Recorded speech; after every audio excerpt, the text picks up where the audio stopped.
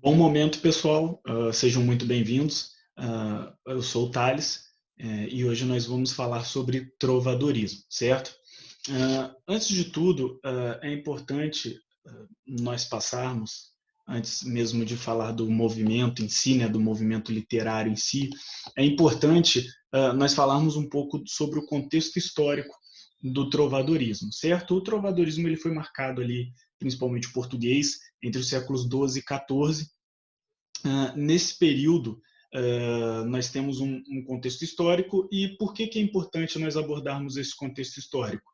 É importante abordarmos esse contexto histórico porque a literatura, além de estudarmos ela aqui, ela também é uma forma de cultura, certo? É um movimento cultural. Então, se a gente pensar na cultura como um conjunto de expressões, sejam artísticas, intelectuais, sociais, religiosas de um povo, a literatura ela se enquadra também dentro disso.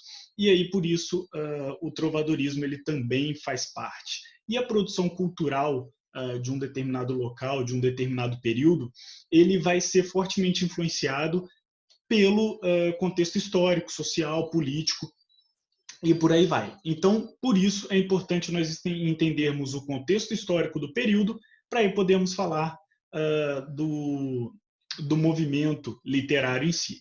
Então, é bem importante que os dois estudos, né, tanto o estudo da história quanto o estudo da literatura, estejam de mão dadas para ficar mais fácil o entendimento de um e de outro.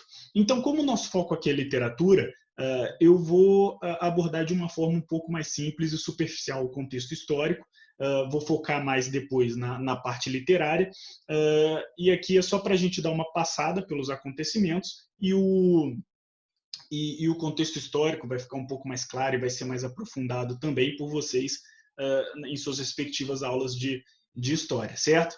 Então, só para a gente começar aqui contextualizando, primeiro nós temos aí o trovadorismo, que ele tem um período marcante ali do século XII até o século XIV, e isso é dentro do período da Idade Média. A Idade Média é um período histórico marcado, né, o seu início é marcado no século V, pela queda do Império Romano, e o seu fim é marcado também, entre outros, de novo, simplificando um pouco, entre outros fatores, é marcado também pela queda de Constantinopla, certo? Pela capital bizantina, que ela é capturada pelos otomanos ali pelo século XV, entre diversos outros fatores, certo? E é importante também nós termos em mente que essa transição, ela não vamos dizer assim, essa transição ela é feita, esses registros são feitos após um distanciamento histórico, após um tempo já ter passado. Tudo bem? Não é, por exemplo, dormir um dia, acordou no outro, agora nós estamos na Idade Média, agora acabou a Idade Média. É importante nós termos isso em mente também, que essas classificações elas são feitas com um certo distanciamento histórico. Então, continuando aí dentro da Idade Média, nós temos também o sistema feudal, certo? O feudalismo ele é uma organização econômica, social, que é basicamente composta por senhores e também os camponeses, sejam eles em relação de servidão ou livres, né, ou não. O feudalismo ele é basicamente ele é baseado em um sistema de terras, vamos dizer assim. Então, um senhor possui um feudo, certo? O rei tem um conjunto de terras e ele passa um pedaço dessa terra para um senhor, e aí esse senhor ele vai subdividindo essa terra. Então o senhor ele fica com uma porção de terra maior e o vassalo, certo, é a qual ele redistribui um pedaço dessa terra. Essa redistribuição ela é feita também para manter uma terra produtiva e também para angariar tributos, certo? Então o senhor ele mantém essa relação com o vassalo de proteção e também de recolhimento de produtos em troca de uma parte da terra, né, de uma parte do feudo, tudo bem? Nós vamos ter também o domínio da Igreja Católica. Ela é a instituição, a Igreja Católica é a instituição mais poderosa mais poderosa durante a Idade Média. E por ela ser mais poderosa, ela acaba também legitimando, ou seja, validando o sistema vigente. Então, muitos reis eles eram coroados pelos papas, pela própria igreja. Então, quem legitimava, quem validava o poder do rei era a própria igreja. Então, eles tinham essa relação de justificativa, certo? Então, como nós temos o domínio da igreja, nós temos também uma doutrina chamada teocentrismo. O teocentrismo, ele, como já diz o nome, né, tem aí a explicação também no slide, é o Deus no centro, ou seja, Deus é o centro do universo, Deus é o centro de tudo e a explicação para tudo. Então, por isso que é importante também essa participação da Igreja Católica validando e legitimando. Se Deus é o centro de tudo e o que justifica tudo, a Igreja ela vai, de uma forma que, como ela teoricamente é a representante de Deus na Terra, ela vai fazer com que esse sistema se propague e ela vai também e ela vai acabar validando o poder dos reis e também a forma da sociedade. Nós temos aí, então, uma sociedade estática, ou seja, o que é uma sociedade estática? É uma sociedade que não muda.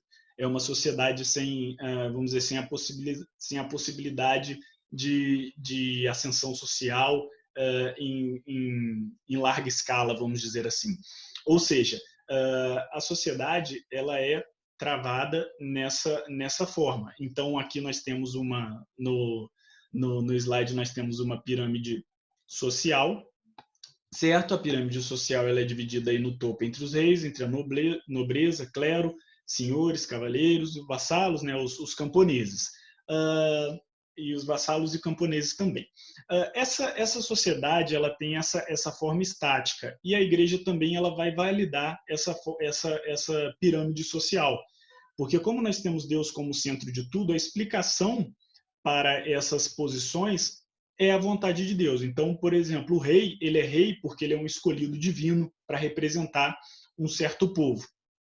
Então, a igreja, além de tudo, também vai legitimar, vai validar essa relação social e vai, com isso, além de validar a relação social, vai também justificar, usar de justificativa, né? Vai ser justificado essa forma com que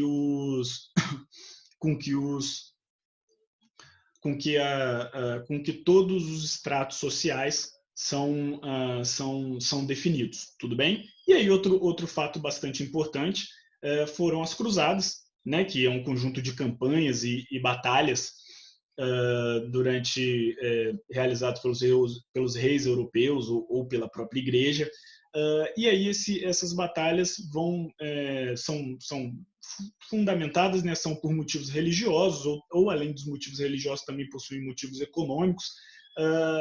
Então, principalmente conflito entre europeus e muçulmanos no Oriente Médio ou no norte da África, tudo bem? Outra coisa bastante importante para nós entendermos nesse contexto histórico é a formação de Portugal.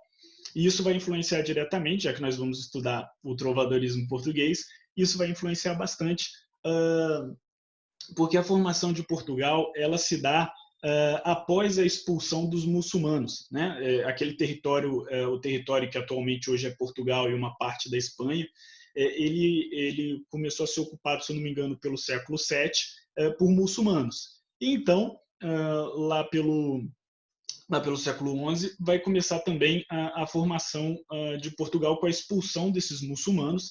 E aí nós vamos ter a formação de Portugal mais perto do que nós conhecemos hoje.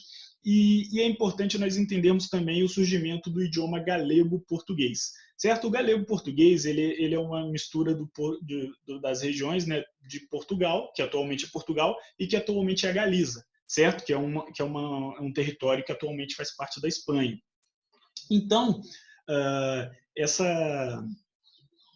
esse idioma ele surgiu meio que dessa fusão, dessas regiões. Então, aí no slide vocês podem ver, né, o território que atualmente é Portugal e o território que atualmente é a Galiza, que faz parte da Espanha. Então, o surgimento do galego-português vem dessa união e dessa aproximação desses territórios que lutaram junto para expulsar os muçulmanos da Península Ibérica. Então, não foram só os portugueses que lutaram, né? Os também do Reino da Galiza, Castela, Aragão e por aí vai. Então, o galego-português é importante nós entendermos por quê? Porque ele é uma forma arcaica do português e as obras do trovadorismo são escritas no galego-português. Então, pode ter um pouco de confusão, ela não é igual ao português atual, é um pouco diferente. Dá para entender um pouco, mas tem algumas palavras que são um pouco mais difíceis, mas não precisa ficar preocupado com isso. Nós vamos ver alguns exemplos de poema mais para frente, aí vai ficar mais claro e mais tranquilo para todo mundo entender, beleza? Então, tudo bem, vamos passar para frente. Então, nós vamos, após esse contexto histórico, nós vamos ao trovadorismo em si, certo? O movimento literário. O trovadorismo ele teve seu início na França, principalmente na região de Provença, no sudeste francês, e ele é tido como o primeiro movimento literário em língua portuguesa. Ele é de uma tradição oral, ou seja, não é tão escrita, é declamado, é falado, e ele tem uma musicalidade muito forte, então ele era como se fosse uma música mesmo. Quem recitava costumava recitar enquanto tocava algum alaúde, ou era acompanhado por alguém que tocasse uma flauta ou algo do tipo. Então, essa tradição oral e também a musicalidade era bem presente no trovadorismo, e a gente tem também, por isso que é importante a gente saber o contexto histórico, tradição oral, por quê? Porque para se difundir, nós estamos falando de um período que o acesso, né, à escrita e à leitura não era tão comum. Então, a tradição oral era algo que poderia divulgar mais facilmente os trabalhos, as obras, e também devido a essa tradição oral, algumas obras ficam de difícil documentação, certo? Ou seja, saber qual foi o autor ao certo, ou saber quem criou, porque como tinha essa tradição oral e não muita documentação, era algo que era mais, vamos dizer assim, passado de artista para artista ou de pessoa para pessoa, tudo bem? E aí nós vamos aos tipos de cantigas, certo? Nas cantigas nós temos 2 tipos de cantigas e cada tipo de cantiga tem mais 2 subtipos, certo? Então as cantigas nós vamos ter as cantigas líricas e as cantigas satíricas. Dentro das líricas nós vamos ter as cantigas de amor e as cantigas de amigo, e dentro das satíricas nós vamos ter as cantigas de escárnio e as cantigas de maldizer.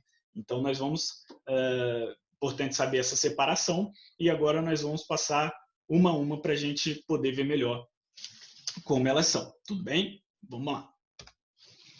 Então, nós temos aqui as cantigas de amor. As cantigas de amor, ela tem o eu lírico masculino. O que é o eu lírico, certo? É importante a gente ter noção disso também.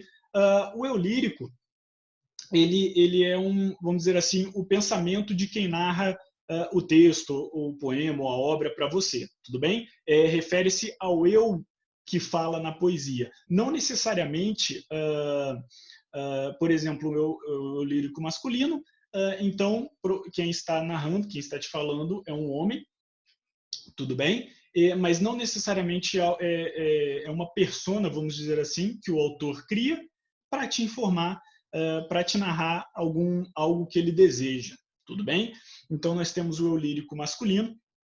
E aí é bastante importante também na cantiga de amor a gente tem essa ambientação aristocrática, ou seja, esse ambiente da nobreza, da corte, dos castelos e por aí vai. E nós temos também um amor impossível nas cantigas de amor. Isso é importante nós termos noção, porque esse amor ele não é atingido, certo? Não há possibilidade desse amor se concretizar. Então, vai trazer o retrato do sofrimento amoroso. E por que esse amor é impossível? E aí é importante nós lembrarmos do contexto histórico, porque geralmente é um amor entre um homem, né, que é de uma classe social mais baixa, apaixonado por uma donzela, por uma dama, que é de uma classe social mais alta, um membro da nobreza, e por aí vai. Então, esse amor é impossível por quê? Justamente por aquela por aquele contexto histórico que a gente abordou logo no começo, que é a sociedade estática. Então, não tem alteração, não tem uma ascensão social, não tem mudança entre os patamares sociais. Ou seja, como eles nasceram em castas, né, em estratos sociais diferentes, eles não conseguem fazer com que esse amor se realize. A amada, a donzela, vamos dizer assim, é só um ser distante o qual nunca vai ser alcançado. Então, nós vamos ter o amor impossível, certo? Vindo desse sofrimento amoroso, e aí nós vamos ter a vassalagem amorosa, certo? Lembrando também, importante lembrar do contexto histórico, que a gente já falou lá no começo, ele ajuda bastante a entendermos as características do movimento. E a vassalagem amorosa é o quê? O homem, como ele é apaixonado por uma donzela que está em um extrato social ao qual ele não pertence, acima dele, ele faz o quê? Ele se porta como se fosse um vassalo, como se fosse um servo, e a amada, a donzela, fosse o senhor, certo? Como se fosse aquela coisa do senhor feudal e do vassalo. Então, é muito comum nós vermos nas cantigas de amor o pronome de tratamento senhor. Quando ele fala senhor na cantiga de amor, ele está se referindo à amada dele. Tudo bem? Certo? Ficou claro? Então, por isso esse termo vassalagem amorosa, e por isso também que essa característica é importante entender o contexto histórico para entender essa característica.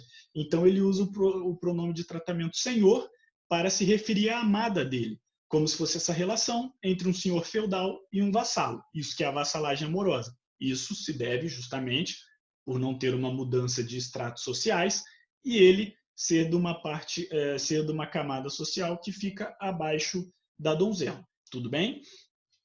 E aí nós temos uma forte influência provençal, ou seja, aí no mapinha que está no slide também vocês conseguem ver o mapinha, Provença é uma região da França, o sudeste francês, a região ali onde fica Marselha, Nice. Isso se deve, né, por que essa forte influência? Primeiro, porque o trovadorismo ele se iniciou na França, então ele traz uma forte influência dessa região. E, além disso, Provença, nesse período, era uma região de muita rivalidade entre nobrezas. Então, você tinha a nobreza da Catalunha, você tinha a nobreza da Borgonha, a nobreza a família nobre dos germanos, disputando aquele território, né, numa situação de rivalidade. Então, como eles tinham uma presença, tinha uma presença muito forte e de casas da nobreza importantes para aquele período, essa região, né, que é a Provença, acabou exercendo uma influência muito forte nas cantigas de amor, principalmente por ela ter essa ambientação aristocrática, essa ambientação de nobreza. Então, nada melhor do que um lugar importante, que é disputado por famílias importantes da época também, servir de influência para as cantigas de amor. Tudo bem? Então, nós vamos agora a um exemplo de cantigas de amor. Então, aí a gente já pode ver uma característica que é aquilo que eu comentei com vocês, da vassalagem amorosa, ou seja, a relação de servo e senhor com a amada, certo? Então, aqui você tem o homem, e aí ele fala, a dona que eu amo e tenho por senhor, ou seja, ele ama aquela donzela, aquela moça, e ele tem ela por senhor, ou seja, como se fosse alguém que manda, alguém que tivesse poder sobre ele. Tudo bem? Então, a dona que eu amo e tenho por senhor, me mostre Deus, se do seu prazer for, se não, me dê a morte. Então, aqui outra coisa importante também da gente ver que a influência do contexto histórico é o poder do teocentrismo, certo? O poder da igreja e também o poder do teocentrismo, de Deus como centro de tudo, como a justificativa das relações, inclusive das relações sociais. Então, ele pede, ele fala da amada que ele tem por senhor, e ele pede para Deus uma ajuda para conseguir o contato, para conseguir realizar esse amor. Mas aí é importante lembrar, nas cantigas de amor, o amor, a relação amorosa, ela é impossível. Então, ele pede, ele suplica, mas ele nunca é atendido, certo? Esse amor, ele está sempre distante, ele nunca consegue atingir. E aí, né, indo para a segunda estrofe, a que eu tenho por luz dos meus olhos e por quem choro sempre. Me mostre, Deus, se não, me dê a morte. Ou seja, me mostre, por favor, um meio de conquistar essa dama, a qual eu tenho por luz, como luz dos meus olhos. Se possível for, né, se do seu prazer for, Senhor, por favor, me mostre isso. Se não, me dê a morte. Essa que você fez melhor parecer de quantas sei, ou seja, a mais bonita de todas que eu conheço, faça-me ver, se não, me dê a morte. Ai, Deus, que me fizeste mais cá me amar, mostrade-me a possa com ela falar, se não, dá-me a morte. Ou seja, Deus, por favor, me mostre um caminho com que eu possa falar com ela, se não, me dê a morte. Ou seja, de novo, aquele amor impossível, a relação de que não é atingida. Ele suplica a Deus uma forma de poder chegar, de poder atingir a amada, mas essa forma ela não vem. Tudo bem? Justamente por isso, por essa relação de vassalagem, essa diferença de extrato social, e por isso ele não consegue atingir, certo? Essa aí é a obra do Bernardo de Bonaval, é um exemplo de cantiga de amor. Tranquilo? Vamos para o nosso próximo tipo de cantiga. Ainda nas líricas, nós temos as cantigas de amigo. Tudo bem? Agora o lírico é feminino, ou seja, é uma moça que vai falar sobre os sentimentos dela. De novo, importante, tá, gente? O eu lírico é apenas alguém que te narra o poema, ou que te narra que te fala o que está acontecendo. Não necessariamente um eu lírico feminino significa que a autora, que seja uma autora para a obra, certo? Que seja uma mulher quem escreveu. Pode ser um homem escrevendo como se fosse uma mulher relatando algo, tudo bem? Então, aqui nas Cantigas de Amigo, também mantém esse caso. Então, o eu lírico feminino, o amor real e possível, aqui já tem uma diferença da Cantiga de Amor, certo? Já perceberam? Aqui o amor é real e possível. Muitas vezes ele já aconteceu, inclusive, é uma relação amorosa que já está acontecendo, vamos dizer assim, que já passou daquele período de conquista e por aí vai. Então, enquanto a cantiga de amor é algo inatingível, algo impossível, as cantigas de amigo, elas são algo real e possível, tudo bem? Então, as cantigas de amigo, ela vai tratar da saudade do amado que partiu. Então, lembrando, é uma mulher falando de como ela tem saudade do amado dela que partiu. Esse partir pode ser enfrentado de muitas formas, tá, gente? Não precisa ser necessariamente de um jeito ou de outro. Esse partir pode ser uma morte, pode ser alguém que não tem mais o amado, uma mulher que não tem mais o amado com ela. Esse partiu pode ser também de simplesmente partiu, de foi embora. Nós temos que lembrar, por exemplo, como outro contexto histórico importante do período que eu falei para vocês, as cruzadas, muitas pessoas iam para as cruzadas na tentativa de angariar riquezas, conseguir riquezas, terras e ascender, né? E ter e conseguir ficar mais rico, conseguir ter mais poder, mais dinheiro entre aspas, né? Porque a gente está pensando com a mente de hoje, mas naquela época, principalmente no feudalismo e no período medieval, o parâmetro de riqueza era a detenção de terras, né? Então, então acontecia muito isso, e como nesse período não existia um e-mail, não existia um WhatsApp, não existia nada com que o amado pudesse contactar a sua amada, muitas vezes quem ia para a cruzada ia e ficava meses, anos sem voltar para casa nessa campanha. Tudo bem? Então, o amor ele é real, ele é possível, muitas vezes já aconteceu, já é um casal tudo normal no qual o amado foi embora, ou às vezes morreu, ou foi embora para uma campanha, para uma jornada, e a mulher está com saudade, né? A donzela está com saudade. Então é um amor natural, e esse aqui já tem outra característica em relação às cantigas de amor, que é a ambientação popular, rural ou urbana, pode ser tanto na zona rural quanto na zona urbana.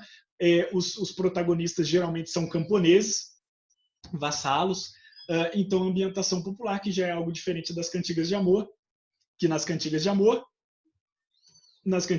era o ambiente aristocrático, o ambiente da nobreza, certo? Aquele ambiente mais das pessoas mais abastadas daquele período. E aqui, nas cantigas de amigo, já era uma ambientação mais popular.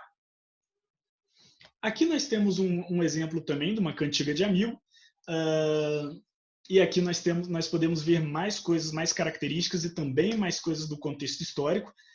Então ele fala aqui: ai flores do verde pino, se sabeis de novas do meu amigo, ai Deus é o é.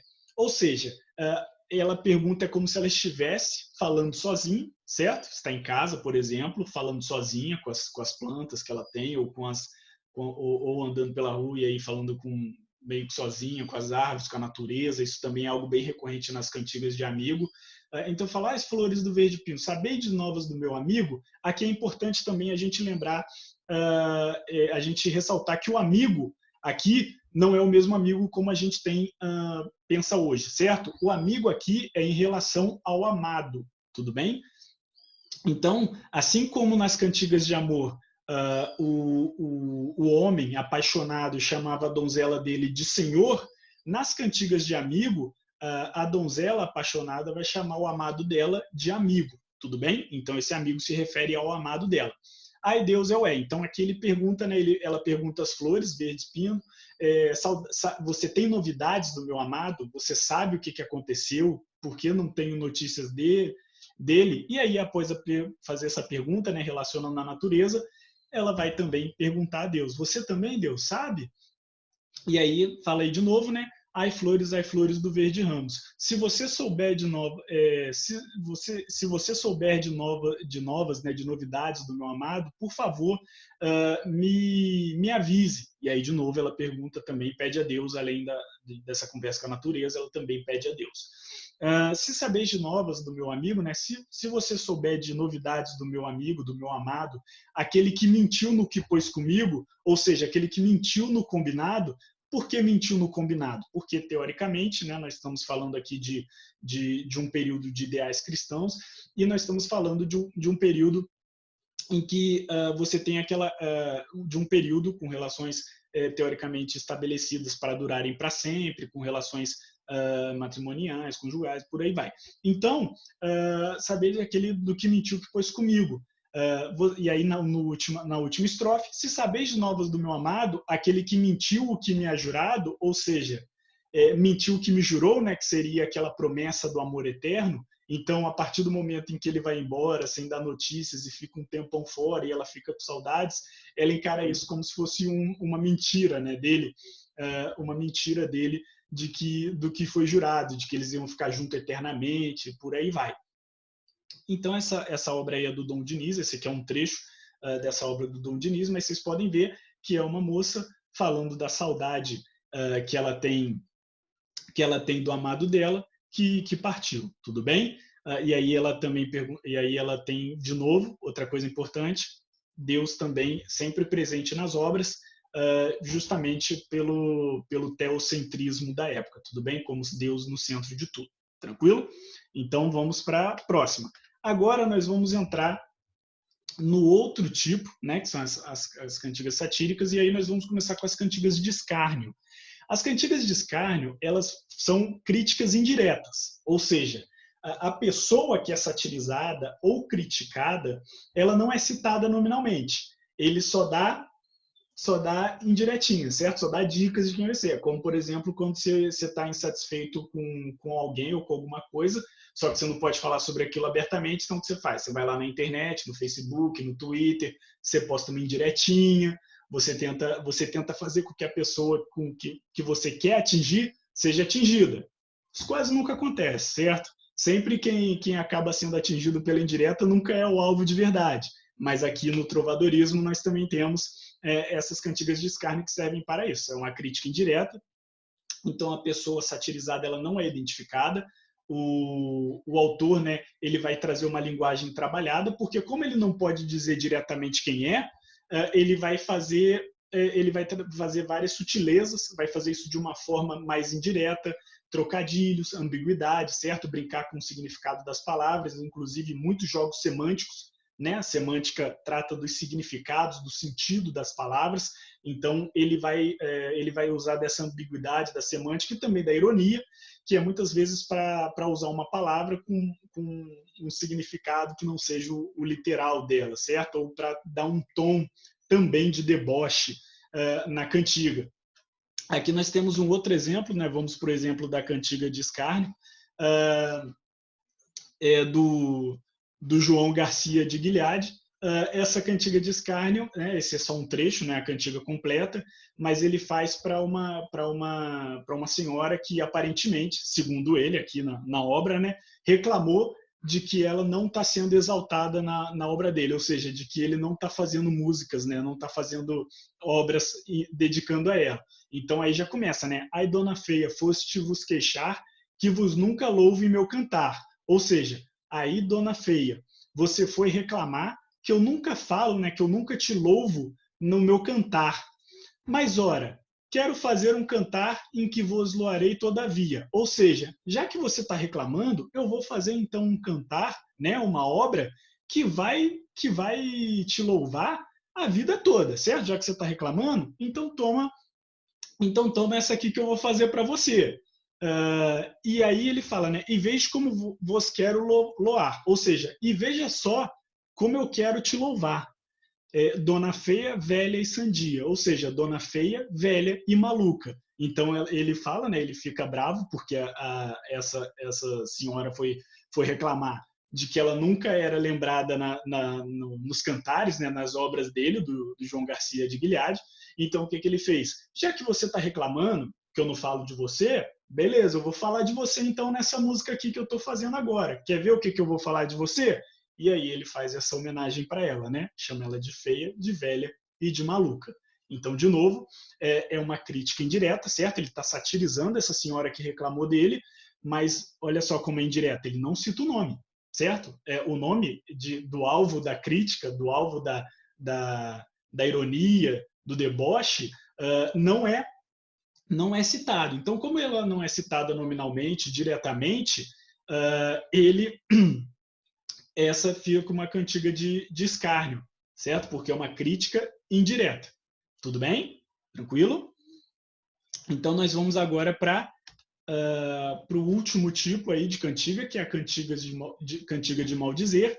A cantiga de maldizer, ela já é um pouco diferente, ela já tem algumas características opostas à cantiga de escárnio. A cantiga de maldizer, ela já traz uma crítica direta, ou seja, a pessoa satirizada é identificada. Então, você tem citação nominal ou de posição, o nobre tal, o rei tal, o membro do clero tal, por aí vai.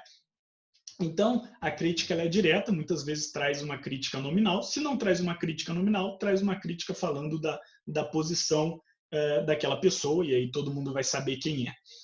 E aí, diferentemente da cantiga de escárnio, que é algo mais vamos dizer assim, mais indireto, mais ambíguo e com jogos de palavras, né, e com brincadeira no significado das palavras para ficar mais implícito, para ficar mais discreto, a cantiga de maldizer não. A cantiga de maldizer ela já vai ser de uma forma mais direta, até ofensiva, né, e também e palavras de baixo calão, que são palavrões, certo? Então, é uma crítica mais direta e até mais ofensiva. E ela é usada para zombaria, para tirar uma onda com a cara da outra pessoa, certo? Para fazer meio que uma graça, né? Para realmente atacar uma pessoa específica. E aí, crítica direta, pessoa específica, a pessoa satirizada, ela é identificada. Então, você sabe de quem o autor está falando. Tudo bem? Aqui nós temos o exemplo aí, né, do Pero da Ponte, que ele vai fazer uma cantiga de maldizer sobre o Dom Martim Marcos. Esse aí, o Pero da Ponte aparentemente não gostava muito dele e só faltava soltar, né, os fogos aí com a notícia da morte do Dom Martim Marcos. Então, nós temos aí, né, morto está Dom Martim Marcos. Ai, Deus, se é verdade. Então, ele está questionando, Deus, é verdade mesmo que o Dom Martim Marcos morreu? Sei que com ele está morta a desonestidade.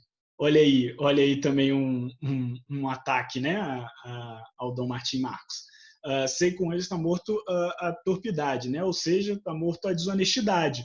Morta está a parvoíce, morta está a neicidade, morta está a covardia e morta está a maldade. Ou seja, o Pero da Ponte está falando aqui que junto com a morte de Dom Martim Marcos, morreu tudo isso de ruim também junto com ele. Então, ou seja, é uma crítica direta ao Dom Martim Marcos e ele está, né, já é uma crítica bem direta, você consegue saber de que ele está falando, e é uma crítica agressiva, certo? Ou seja, ele está atrelando todos esses adjetivos teoricamente ruins à figura do Dom Martim Marcos e fala que a morte do Dom Martim, e que quando o Dom Martim Marcos morre, ele leva junto com ele tudo isso, certo? Tudo isso de ruim que teoricamente, na visão do Pero da Ponte, o Dom Martim Marcos carregava.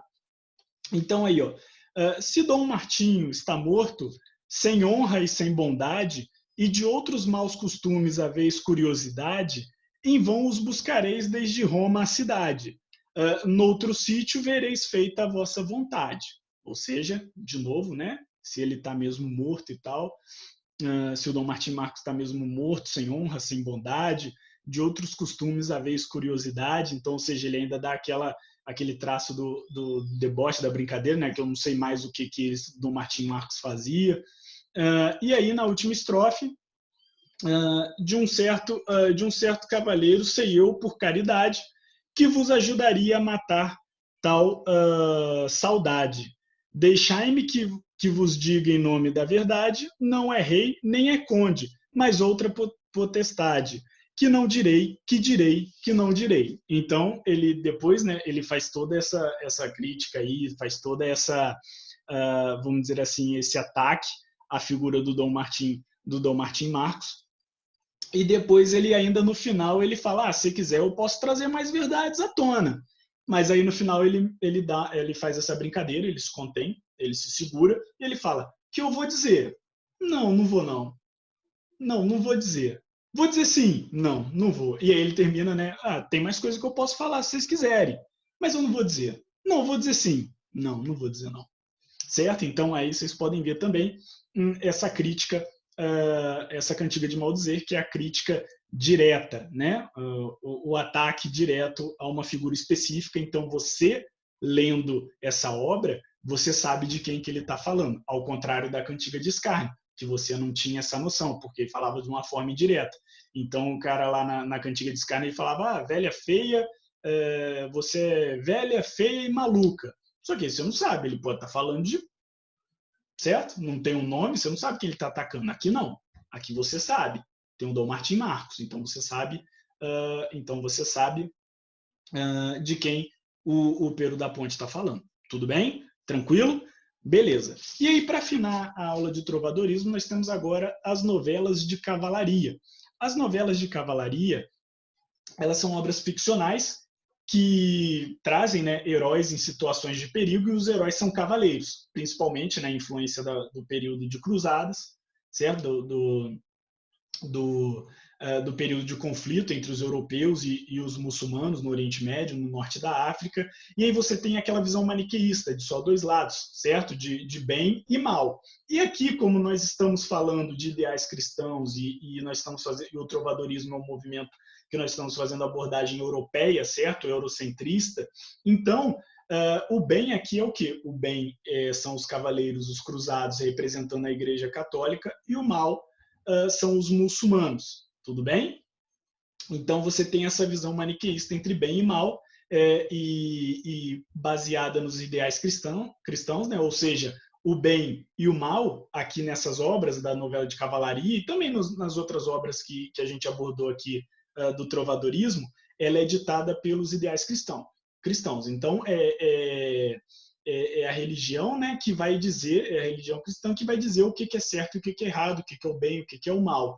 Então aqui, como nós temos uma visão europeia, o bem eram os cruzados, os cavaleiros que lutavam pela honra ou pela amada, né, pela honra da igreja ou pela amada, os europeus, contra os muçulmanos no Oriente Médio e no norte da África, que eram retratados como essas figuras malignas, tudo bem? Como essas figuras do mal, eles eram retratados dessa forma. E aí, nas novelas de cavalaria, existem 3 ciclos, tudo bem? Elas são classificadas pelo período e também pelo tipo de herói ao qual a novela traz. Então, você tem o ciclo clássico, que ele vai tratar da cultura greco-romana, então, às vezes, tem algum envolvimento com Alexandre o Grande também. Então, é um ciclo onde a abordagem é feita em relação à cultura da Grécia e também à cultura romana. Você tem o ciclo arturiano, que é o ciclo bretão, certo? São geralmente histórias do rei Arthur, os cavaleiros da Távola Redonda e por aí vai. Então é desse período, é o ciclo arturiano. E aí você tem o ciclo carolíngio, que é o ciclo que vai abordar a cultura franca, né, do Carlos Magno, o grande rei dos francos. Então o ciclo carolíngio ele aborda esse período. Tudo bem? Então, pessoal, por hoje é só. Essa foi nossa aula de literatura sobre trovadorismo. Espero que vocês tenham gostado. Qualquer dúvida que surgir, estou à total disposição. Só falar comigo, sem problema nenhum. E é isso. Então, muito obrigado pela atenção de vocês. Até a próxima e muito obrigado pela paciência também. Tchau, tchau.